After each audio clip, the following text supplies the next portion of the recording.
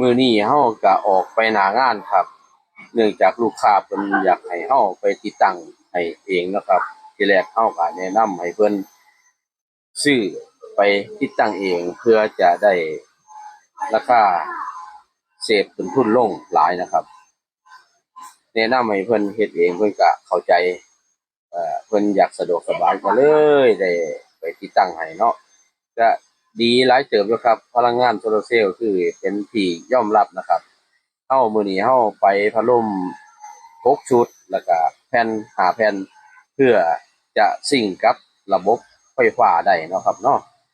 ก็จะมีแผ่นเกรดดีอยู่เดะของเทียนามื้อนี้620 วัตต์จำนวน5แผ่นไปพร้อมอุปกรณ์เต็มลำครบชุดนะครับก็อุปกรณ์ก็สิมีทีมงานเฮาขนไป2ลำรถนะครับมื้อนี้ก็ถือว่ายากบ่ก็เติบหนึ่งอยู่คำว่าออกหน้างานมันก็ต้องเตรียมพร้อมอะไรก็ต้องครบนะครับก็สนใจจังใดก็ติดต่อทีมงานเฮามาเด้อครับเด้อหรือสิไปติดตั้งเองหรือมาศึกษาเองเอามาเบิ่งหน้าร้านครับที่แสงสร้างงานหรือทีมงานสร้างนิคมบันเทิงโซลาร์เซลล์ครับติดต่อได้0862418455ขอบคุณครับ